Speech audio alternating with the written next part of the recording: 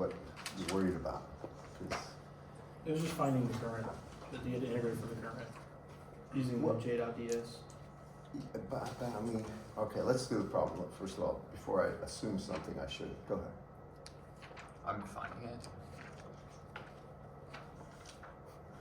A 1 micrometer layer of copper is deposited atop a very thick slab of nickel. Okay, I'm For- gonna just do it this way. So we got Yeah. this, and we have, this is copper, right? Yes, sir. Go ahead, and then we got nickel below it. Yes. For a field incident on the copper surface, calculate R skin at 1 gigahertz. All right, first of all, what is R skin? It's this way, R skin, right? So this is something I don't worry about, but what it is going to be the surface resistance per square meter, if that makes sense. I think that's how he puts it, doesn't it? Look, R skin is something that, it's a concept that, well, let me, hold on. Before I say too much, 371. 371? Thank you. Let me just make sure. This problem. To be really honest, I don't use R skin for anything per se. I definitely calculate. So R skin is just 1 over sigma times the skin depth. And here's what he's really saying. This, what I'm reading from is page 340. You don't have to do an integration. I think that's the essence of this question, isn't it? Yeah. I don't know how he did it with the book, but do you see how R skin is defined as 1 over sigma times the skin depth? You all with me? That's the definition. What is he talking about? Well, in general, resistance, if you look at this, resistance, and this would be AC resistance, is going to be the length of something over sigma times the area. And for AC resistance, let me write this down first and talk about it. It's L over sigma. Now, when we have AC resistance, if we're talking about the surface of a wire, then the wire itself, we can assume that it's just the perimeter of the wire, 2 pi A times the skin depth. You with me? Here it's R skin, but it's an odd way. Or at least it's an odd to me. He's assuming the current is flowing this way. Y'all with me? It's along the surface. Now if you look at that, and think about it. Now this is going to be depth-wise. Here, we always go down a skin depth into the material. All right, we know by that time, basically the electric field is going to be, we assume we worry about 1 skin depth down. You all with me? Now just listen. The current assumes into the board, all right? That means basically all the current is flowing through that region. Can you appreciate what I'm trying to tell you? He's looking, just assuming you're looking at something that, regardless of dimensions, it's planar and it's made of copper right here. And now we have current flowing in the surface this way. Now just take a look at something and say a meter or a 1 unit length wide. How much current is flowing through there? Well, you know the width, right? Now you need the depth. It's 1 skin depth down. Y'all with me? So if you think about this, if that's a skin depth right there, and the current, this is the current density J, and we know, we can say that, by the way, what does he say? He just wants the impedance, or the skin resistance, right? R skin. So for this thing, what he's really talking about in this thing, we just looked at this per meter. I'm trying to actually give you an image to think about. Just think of a block of material like this, make the length equal to 1 and the width 1. Now what I want to know is if there's current flowing down here, how much current's flowing down there, and then by token of the fact, you know that, what would the resistance be? Ultimately it comes down to this, and I'm going to cut to the chase. Anytime you have the dimensions where you got this is the height, the skin depth, and the width is just 1. whenever you're talking about resistance, it's always gonna be proportional to the length. It's a unit length. Basically saying from 1 meter down, 1 meter this way, what is the resistance? Well, our skin is really proportional to the length, 1, inversely proportional to the conductivity, sigma, and inversely proportional to the skin depth. That should be the formula that he has in his book. Do y'all follow me? So it's really just looking at a resistance that's got a thickness of one skin depth in, 1 meter this way, 1 meter that way. How much resistance would there be to current? That's it, and that's it. So you don't have to do an integration here. The only thing you need is what? Skin depth. We got sigma, is that copper, right? And he gives you the frequency, correct? Now our skin is something, admittedly, the way he presents it's a little, I don't know what he's talking about. But it's just, think of a resistor. The length of that resistor is 1, the width of that resistor is 1, and the thickness of that resistor is sigma. That's all it is. So it's the cross-sectional area, sigma times 1, right, is the area. So length divided by sigma times 1 times sigma would be the resistance. Now how many understand that concept? No? You don't? You don't? I mean, do you follow me that if you have any resistor at all, if I make it like this, you'll see.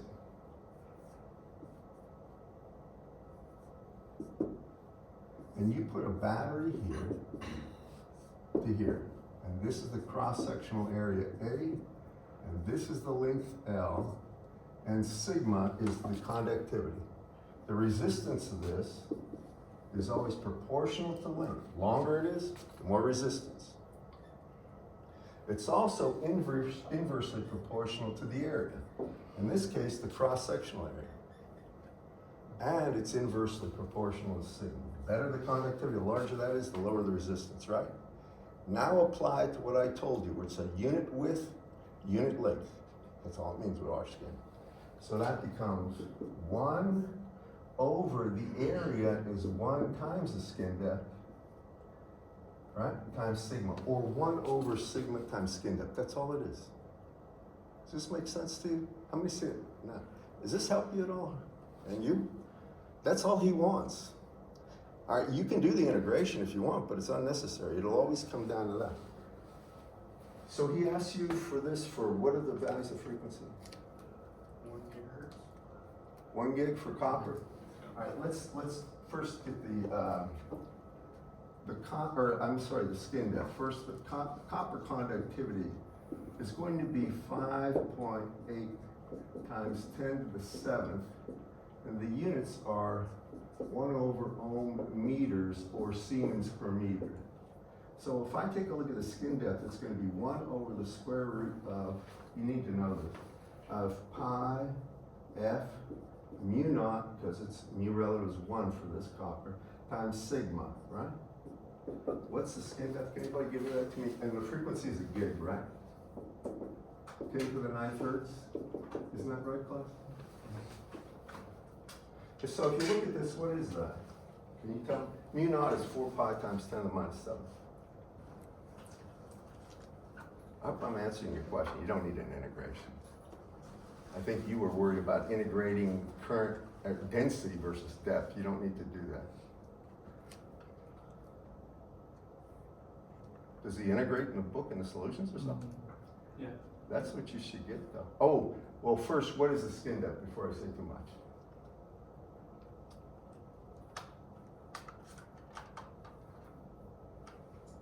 Because if the skin depth is less than the thickness of copper, you don't need to integrate. What is it? Did you get it? I've been pretty. Did anybody have the skin depth?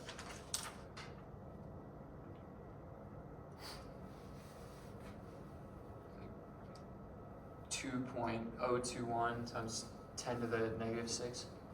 All right, so the skin depth is 2.021 times 10 to the minus 6 meters, and that's in the copper, right? Actually, that was 2.09. 2.09, Yes. sorry. And that's in the copper, right? Yes. What's the thickness of this stuff? The thickness? 0.1 micrometer. Okay, so he's being a stinker. So basically, he comes down here, he has 0.1 microns, right? Unfortunately, he did that, which means this right here is larger than that. Y'all follow me? Are you with me? And this is, so now what we have to do is this. I'm not gonna ask you a problem like this, but I'll just complete the thought so you'll understand. Now, and remember, whenever we assume AC versus DC kind of problem, or resistance and stuff, we always have to look at the skin depth. He's got 0.1 micrometers. Now take a look at this. This is 2 microns, right? This is 20 times, more than 20 times the actual skin depth. So we can't do the problem the way I did per se. But I'll show you something you can do. You could assume, I don't know if he does it this way, but I can tell you, you can do it this way.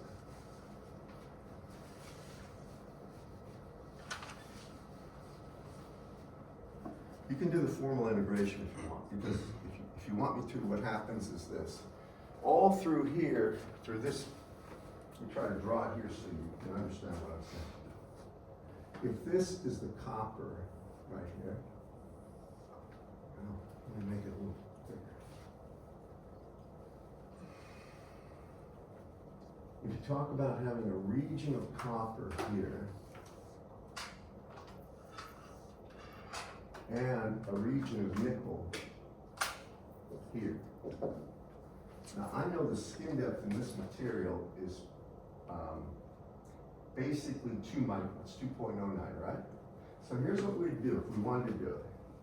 We would say that there's going to be a surface current here, and J here is going to be some J naught e to the minus alpha times Z, and I'm gonna measure Z from here. This would be 0, going down would be plus Z. Now follow me on this. I'm trying to do this in a way that it should make sense to you. We're going down. This distance right here is gonna be 0.1 micrometers. So we have this right here. As it's going down, remember the only thing we need to do in this, and it says explicitly, to actually figure out the current, and then we can get the voltage. Is that your phone? Was it from over here that day? It was you. Oh, it was mine? Never mind. That's the weather bug being. Is that it? All right, when this comes down, I mean, how did you used to have resistance back in the day when you just had a resistor with a cross section like so? And Whitworth, I'm sure you remember this, that if you had a length L, right, and you actually had this as a battery, you put plus to minus V naught. Now, I don't know if you remember this. You remember this constant cross section given length, and the way you did it was first, you assume I, right? You're gonna assume there's a certain current. This is the way it's usually done. Do y'all remember that?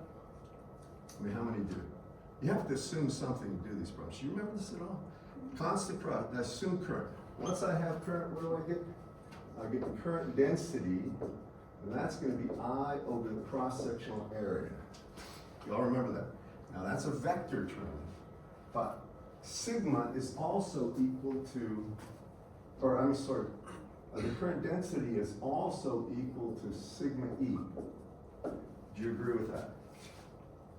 So then, after that, the next final thing you do, you're going this way, you're gonna get E is equal to, really this, J naught by sigma, or you're gonna get E itself equal to, in this case, it's going to be I over sigma A. Only thing I'll do is rearrange it. That would be E. And do you remember the last two steps? Now, if you got E, you can calculate V. Do you remember this? How many do? You don't, I mean, if you don't remember it, I'm trying to make sure in your mind it's clear, because this is the standard procedure. If you need to find any kind of resistance, and you're given a block material, you have to start somewhere. Either you're gonna assume voltage or current across the ends of it. In this case, I assume current. Now I need to calculate voltage. And V technically is just going to be the integral of E dot dl. But because the E field for all these problems of constant cross-section is not, it doesn't vary along the length. Y'all with me on this? What you end up getting is the voltage is just equal to E, which is that, or basically it's, yeah, it's just E times length. And what I'm trying to show you is at the end of the day, when you look at this, I get a voltage divided by current, and that is the resistance. First, do you remember that, everyone? How many do you remember? Voltage over current has to be defined as either impedance or resistance. If it's DC, it's that, but even AC-wise, when we're talking about assuming that it is a good conductor, all the current is conduction current, and this would make sense here. So that means when you look at this, well, the voltage is E times L, and what is E? It's I over sigma A, but then I have to divide it by I times L, and you can see you get L over sigma A. So over here, I mean, you can do this so many different ways. Let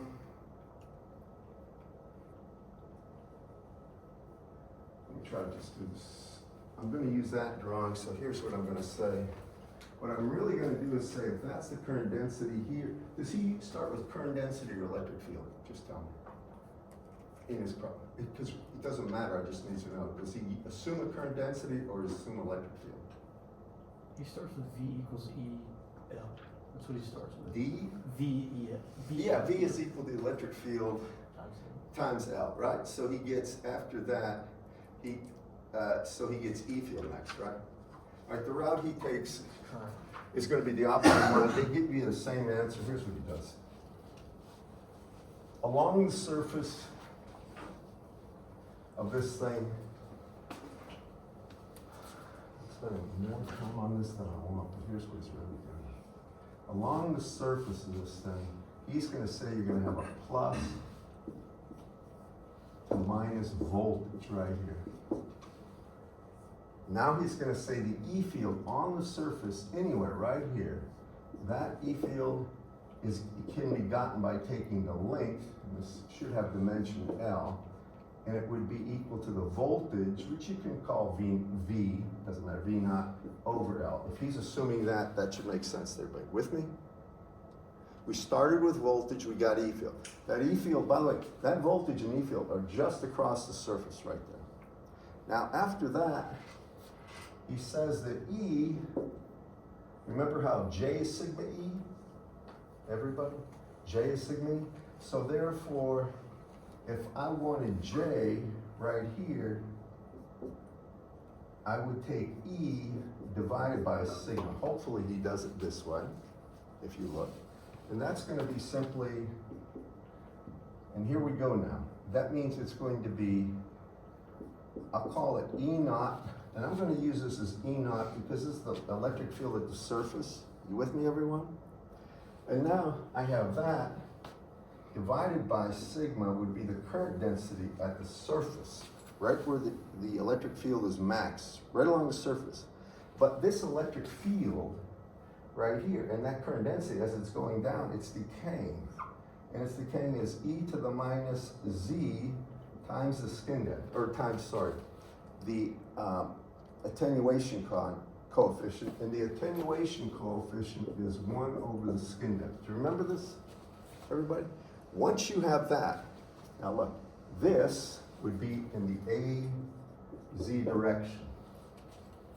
What I just said about assume unit width, unit length, and then it's the variation with depth we have to find. We have to find a total current flowing through there. So because this thing's limited, I'm going to show you this right now. You asked me about this problem, I can understand why I gave you a little concern. Because really, and I thought for sure Wentworth would have that thick, but he didn't. Because now you've got two different kind of problems. I know a quick way to get the approximate answer, but let me just go through it. So that's equal to the actual electric field, but here's the thing. From the first part of the slab here where the copper is, it's gonna decay from here. Actually, it's not gonna decay much at all. It'll start here, and what I'm trying to show you is the current density J, so actually J versus depth. And well, better yet, E, yeah, J. J will be proportional to E, and it'll do this in terms of magnitude. Here's copper, then here's nickel. From here down, it's going to be decaying at a slower rate. Something like that. But do you all follow me? And to figure out how far down, or basically how far down, you can just integrate this thing out to infinity if you want. But from here to here, and remember the skin depth is what? 2 microns, right? This is 0.1 micron. The way you can do it is to find a resistance from here to here that is just copper. Let's see how close I get. Do y'all follow me with this?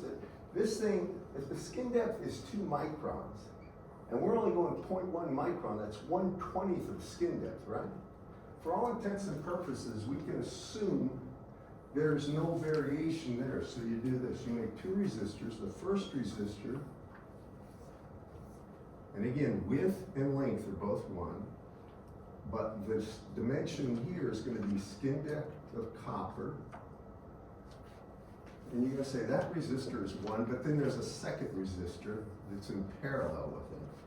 Same exact length and width proportions. I wish I was a little more exact in the way I'm saying this, but. And this would prevent that integration. Now this one, sorry, this isn't a skin depth thick, my bad. This is 0.1 micrometers thick. That's the thickness of the copper that he said. And that thickness is much less than skin depth. Y'all with me on that, class? I think I can help here. So this is copper.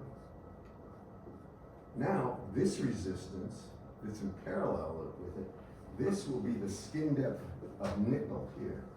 And I don't know what that is. And assume the width and length are 1. Y'all follow me? These are in parallel.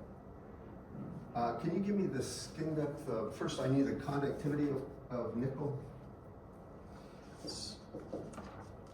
Anyone? I can do the integration if you want me to, but frankly, it's not gonna, I don't think it'll change the answer 1 bit. 1.5 times 10 to the 7th. So for nickel, it's 1.5 times 10 to the 7th, 1 over ohm meters. Is that correct, class? All right, now it's the frequency is a gigahertz. So next, I need the skin depth of nickel.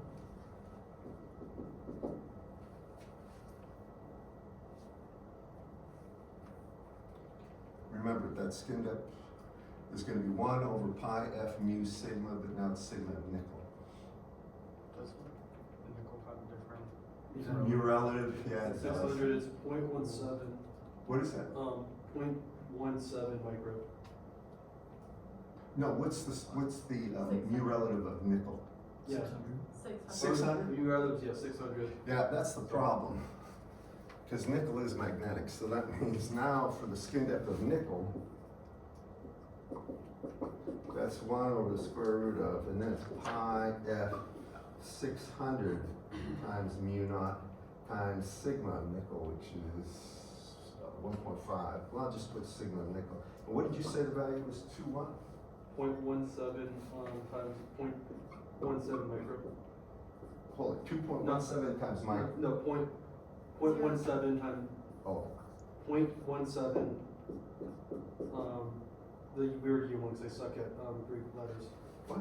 The U, the weird U. Micro. Micro, I'm sorry. it's 0.7 times 10 to the minus 6 meters. Yes, sir, that. Okay, now if you have that, I think game's over because now you have this. So the resistance of this one, you just look at this. The unit resistance of this, I'll call it R skin nickel for this one, or just RNI, forget that, because we're spending too much time. RNI would be equal to 1 over sigma of nickel times skin depth of nickel. I'm gonna keep these, we're doing skin resistance. We're gonna take two of these and put them in parallel. You with me on this, class? I don't know what that is, but tell me. Basically take 1 over the skin depth we calculated and then multiply, and then divide by sigma of nickel. I don't know what that is. Anybody? You understand what I'm doing here? I'm trying to make this problem easy. We could do the integration. It's gonna come down to approximately this anyway.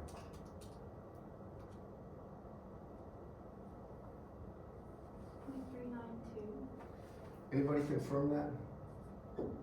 It seems, no, I'm not sure. Does anybody confirm that? Is that right?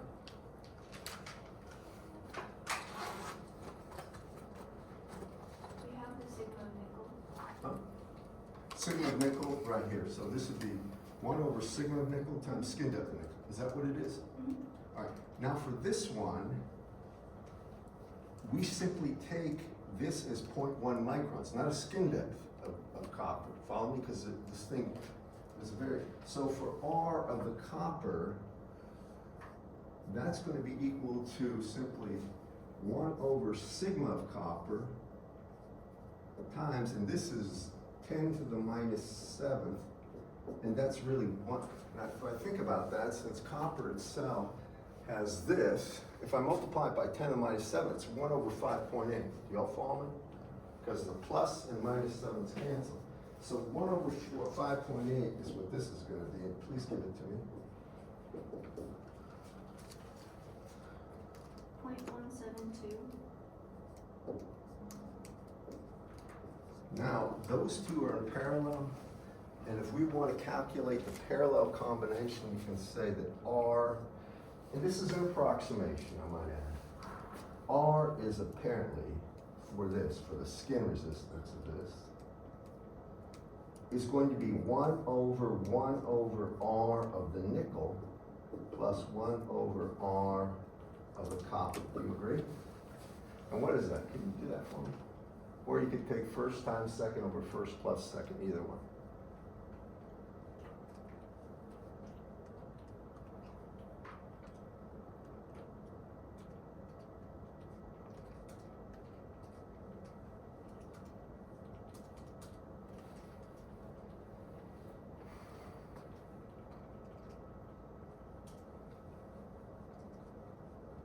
Looks like it's about 0.1 to me.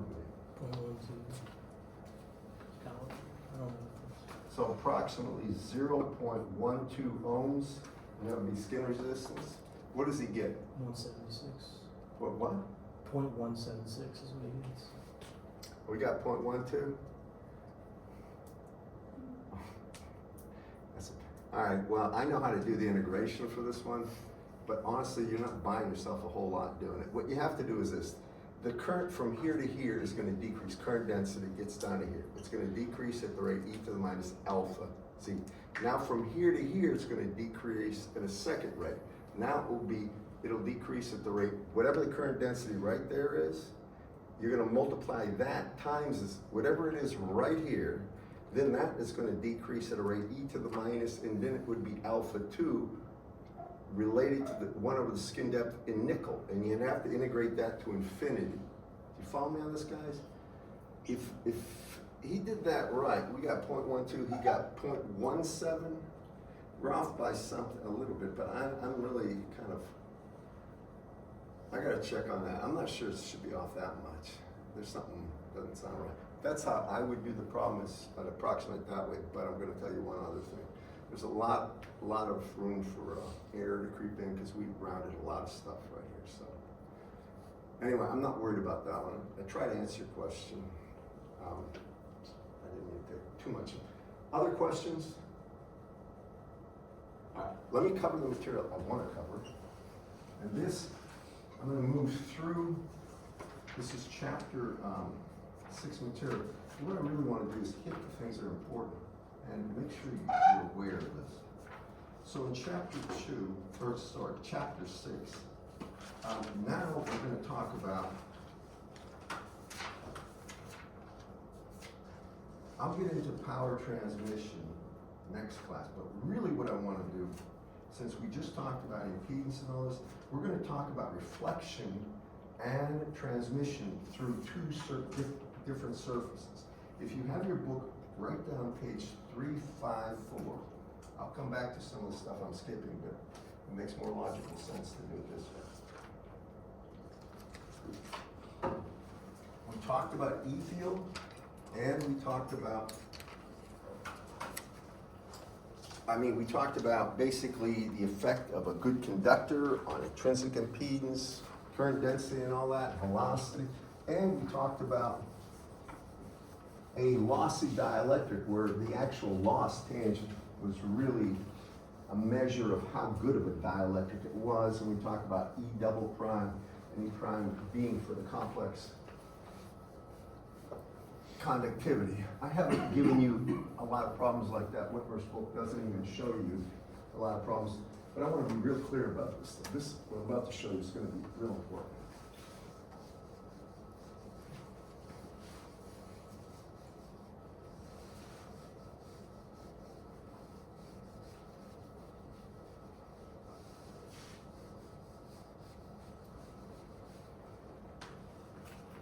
All right.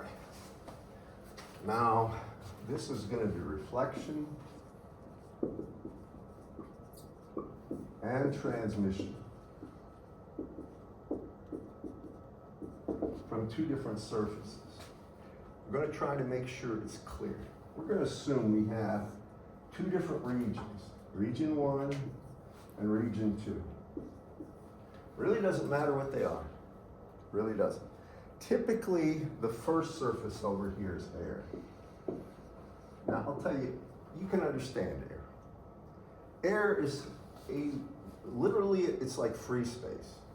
So if you have air, you know the intrinsic impedance, this would be in region 1, is just A to naught. Do you agree with that?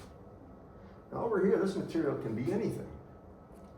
And material can have a certain sigma, a certain mu2, a certain epsilon2, can have all those things, which means it's going to have some characteristic impedance, or intrinsic impedance, that you'd have to calculate. And this one you don't have to calculate the old-fashioned way, square root of j omega mu over sigma plus j omega epsilon. You don't know what that is yet. It could be a perfect dielectric. It could be a very good conductor. Do you all follow me? Over here, you also need to calculate the propagation constant, alpha 2 plus j beta 2.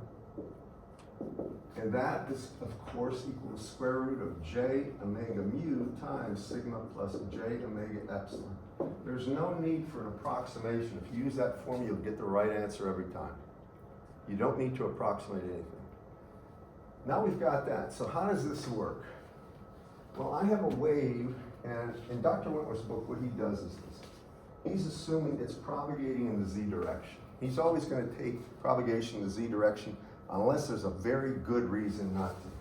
He's going to say right here is 0. We're going to put the two different regions that are different at that point. So all over here, there's something else, and over here, there's something else. He likes to put the vertical axis as x. I want to be consistent. So x is vertical. And now what he does is something interesting. He says, I have a wave that is going to be propagating into that region. It'll have a value, and I just say this as E1, and really, or the incident wave, and it's going to be some E naught incident. That's a scalar value. Then it'll be times E to the minus J, and you could put gamma 1. Matter of fact, well, I could do that.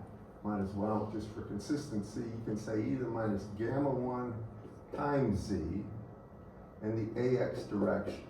Can y'all follow me on that? He's assuming it's propagating. You'll notice that Z equals 0 here, I just get E naught. Can y'all follow me? In other words, if you put, let me try to get a little clearer.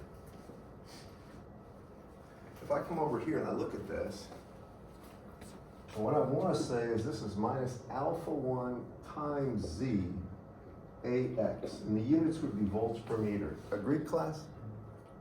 Now, something, I didn't cover power yet, the average power, instantaneous power.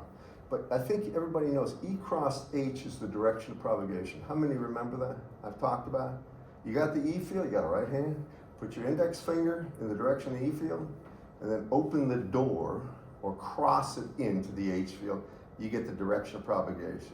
If it's going that way, E field's there, H field out of the board. Can everybody see that? Now, if I look at this, X, Y would be out of the board, X cross Y is Z, it's propagating that way. So that means I have an H field right here. And that H field, associated with the incident field, will have a magnitude, and here's where you be careful. The magnitude of that is directly related to the magnitude of the E field. With me? And the coupling factor is really eta. Do you remember this, class?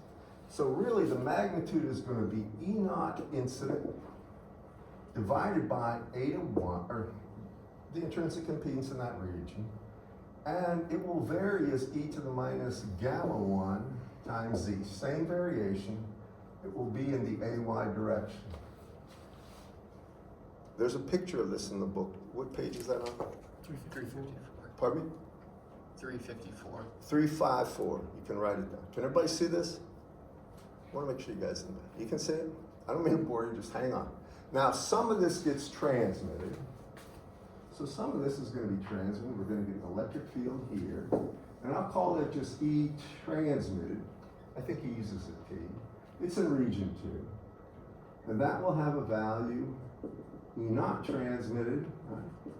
And it will be E to the minus, try to make that a little neater. So that's E not transmitted, but then it would be E to the minus, and call it gamma 2 times Z. And it would be in the AX direction. Y'all follow me? Some of this waveform is going to come and hit, and some of it is going to be transmitted. All right, but some of it is going to be reflected. And that's E reflected. With me? It should make sense to everybody. Some of it's transmitted, some of it's reflected. It's exactly analogous to the transmission line. Do y'all remember this with transmission lines?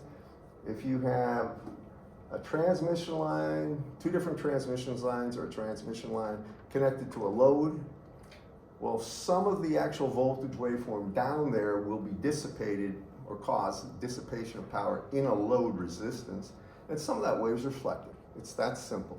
Follow me? Now, if you look at this, that's the transmitted E field, the transmitted H field, and I'll call it H transmitted.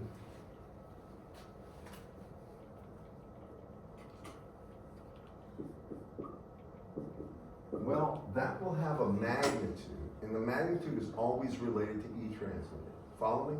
So now we're in region 2, so it would be equal to E not transmitted divided by eta 2.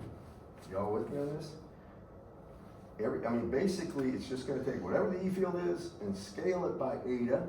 Could have a phase change eta 2. And then it's going to be E to the minus gamma 2 times Z. And this now will be in the AY direction also, because this wave is propagating in the same direction as this wave. Remember, this right here is H. And E cross H is direction of propagation. This wave got through and it's going that way. It's E cross H. Can everybody see this? You go with that? And the units are amps per meters, but I'm assuming I'm going to use standard volts and amps everywhere. Now, for the reflected wave, please be attentive here. This is real important to see this. For the reflected wave, it's going in the opposite direction. Can everybody see that?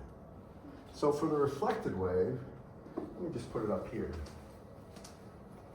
When I take a look at E reflected, and this is the way it's done, we assume it's got some magnitude. Call it E0 reflected. With me? It's going in the opposite direction, right?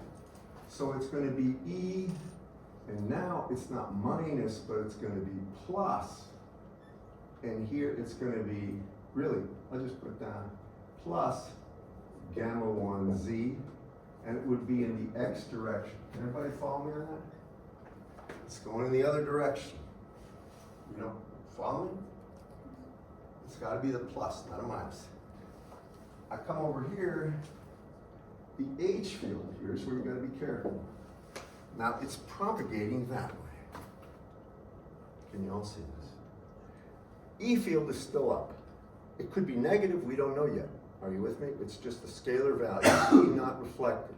Please watch this. But it's going that way, so E cross H, the H field is in the minus AY direction. How many see that? Can you all see that? So now, this is going to be E not reflected. And it's going to be divided by eta 1. In this case, eta 1 is going to be eta naught. And it will be E to the gamma 1 times Z, and it would be in the AY direction, but there would be a minus sign there. And I don't know if you remember this, but you may have. Do you remember when I said the ratio of E to H for a forward propagating wave was eta naught? Does anybody remember that? All right, it was positive, but for a negative traveling wave, the ratio of E to H is minus eta naught, or the opposite signage. And the reason I left it is just eta 1, because I didn't put like this. I don't want to try to confuse you. Eta 1 is just the intrinsic impedance of region 1. So just like that is the intrinsic impedance of region 2, eta 1 would be the same thing for region 1. It is just positive. It could be polar, yes. Is the E reflected wave, is it going in the x direction or the negative z? It's oriented or polarized in the x direction, but it's moving in the z. If the positive going wave is moving, negative z. If the positive going wave is moving in the plus c, when it hit and reflect, it's going the minus c. And that said, it means that the argument here doesn't have a minus alpha 1, it's got a plus. Do you remember this class? It's usually we just focus on beta, but that's J beta, but that's the reason. Now if you have all this, here's where it comes down. Here's where it comes out in the wash. There's one thing that's unique. These are two different materials separated by a plane, an infinite plane. Can you imagine it? Basically, oh, I don't have another race, but if you got that, there are boundary conditions from E meg 1. Do you remember them? There are two boundary conditions. One of them, always true, is E tan 1 is E tan 2. Do you remember that? The tangent electric field across any planar boundary is continuous. Whatever's on this side is on this side. Do you remember that? That's critical you do. So for the boundary condition E tan 1 equal E tan 2, be attentive here. Okay, on this side, gotta listen to this carefully. I know it's Friday afternoon, but just listen. When I take a look at this, what is the tangent E field on this side? Well, it's got two components.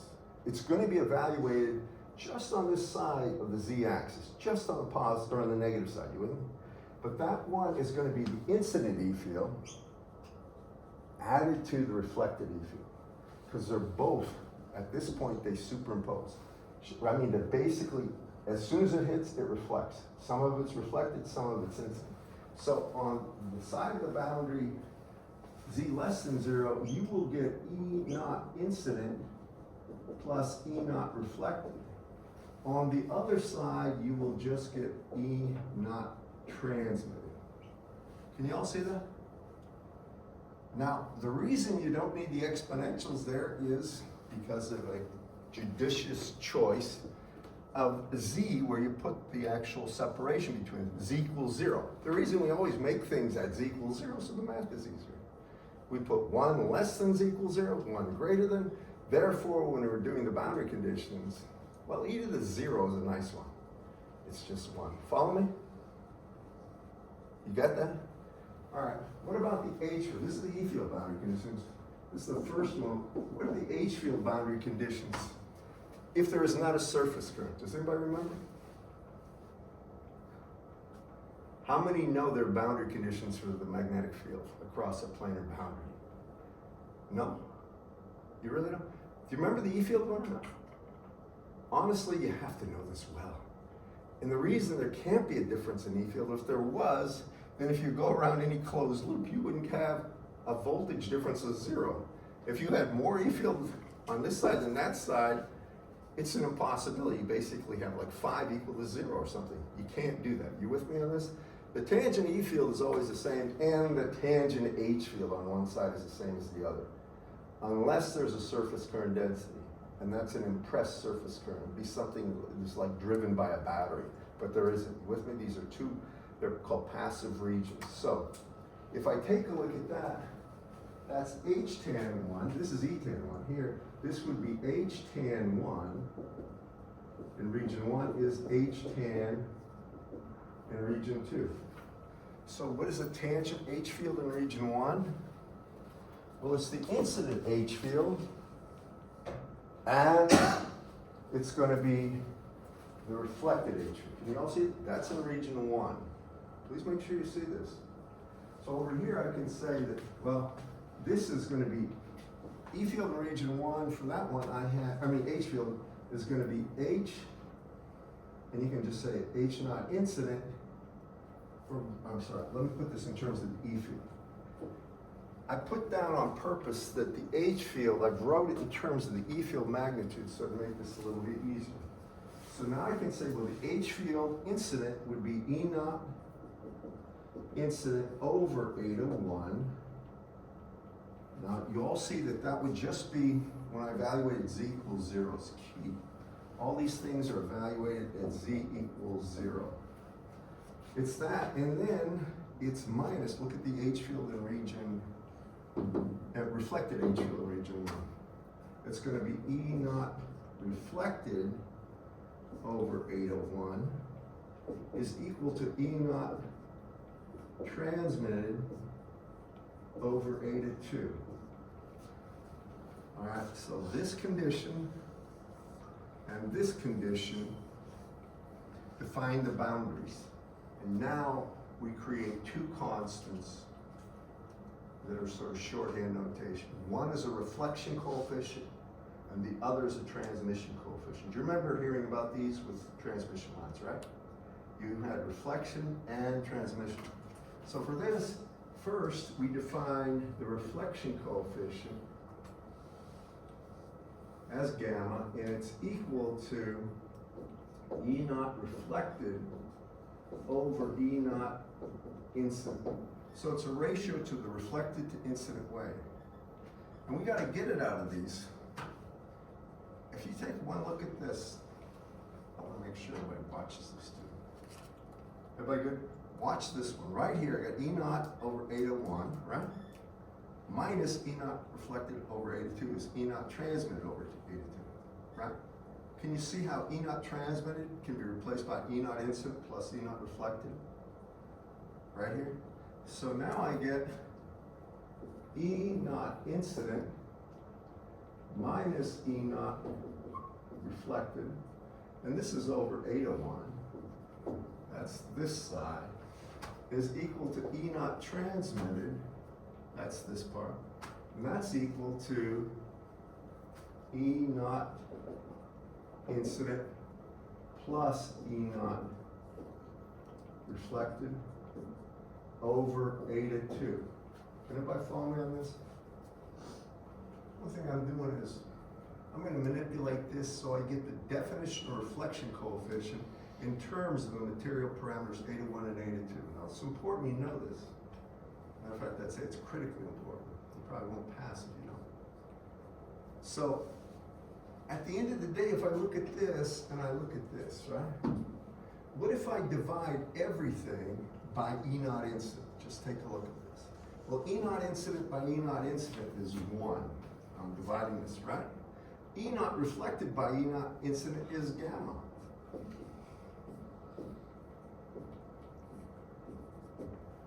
Can everybody follow me what I did here? I've defined that as shorthand, and I need to find it. You with me? What about this side? Well, E naught, I'm dividing both of these sides by E naught incident. And I get 1 plus the reflection coefficient over A to 2. Everybody with me? Now, what I want to do is solve for gamma. How many can see it? Well, what would you do? Probably multiply by A to 2, right? And then by A to 1. So I'd have A to 2 over here, I'd have A to 1 over here, and what would I then do? I'd manipulate it so I get all the gammas on one side and everything else on the other. Just write this down, I'm trying to save time. At the end of the day, and I'll put it right here, you get the definition of reflection coefficient for this type of problem. And the reflection coefficient, this is reflection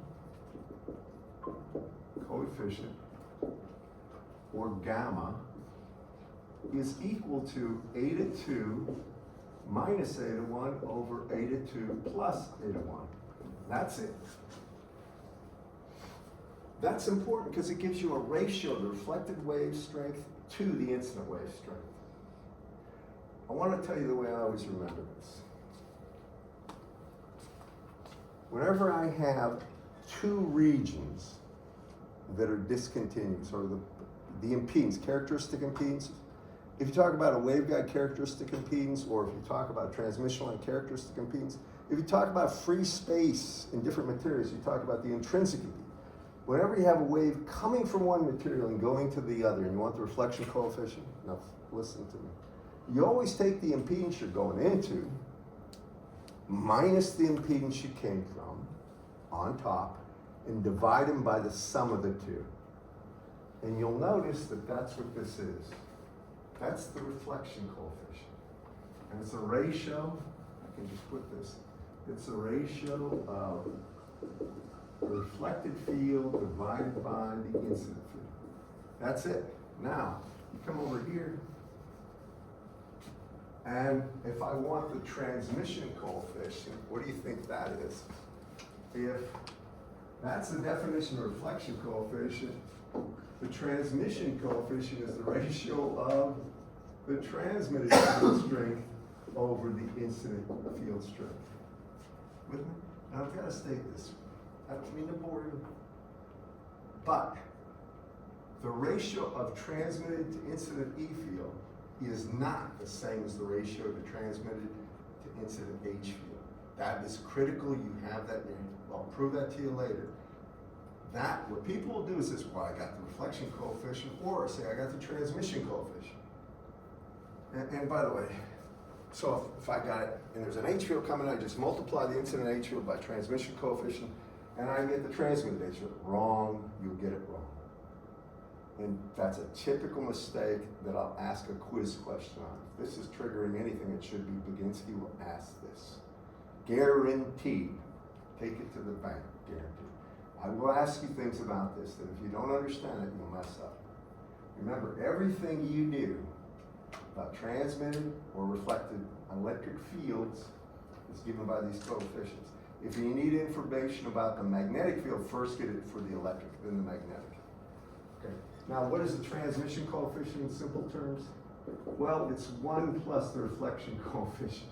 This is the easy thing. Now, this is assuming a planar wave. It's called normal incidence. So as this wave's propagating in, it's normal. It's coming in like broadside. We're going to see later that we can have waves coming in obliquely incident, so they ricochet off like hitting a billiard cushion. Y'all know what pool is and stuff like that? Hope everybody's seen it at least. There are people that don't, from Asians. I don't know what you, yeah, it's called a billiard table with no pockets. Anybody know what that is? All right, it's just cushion banks thing. But anyway, they don't know what I'm talking about, then I have to explain. And after that, I don't even use the example. You throw a ball on a wall, they know what that is. Back to this stuff. Why is it so important? Because we need to always figure out how much of a wave gets through and how much of a wave is reflected. Now, something to note about this before you get your quiz. If you look over here, if you have two materials that are the same thing, do you expect anything reflected? Just be honest. No, it would be like, well, I got air to here, and then I got air from here to here. It's air, right? If you have materials that are similar, or basically very close to it, the reflection coefficient is about 0, because A to 2 is about A to 1. Y'all follow me? And so 1 minus 1 is still 0, and even if it might not be exactly 0, but it's true. Now listen, what happens if I go from air and I go to a metal that is just about 0 impedance? Remember, the intrinsic impedance of good conductors is low, very, very low compared to free space. This is about 377 ohms right here, roughly 376 if it's air. Over here for a metal, especially at a megahertz or something, you might have 0.1, 0.0010, with me? Well, if you go from air to a good conductor, make it a perfect conductor where the impedance is 0, now I went into 1 minus, I'm sorry, you're going into something with 0 impedance, so I have 0 minus A to 1 over 0 plus A to 1, or it's minus 1. You follow me? Now what that means is the electric field at the surface of a very good conductor, the sum of the reflected and incident and reflected wave is 0, and nothing is transmitted. So the reflection coefficient for a good conductor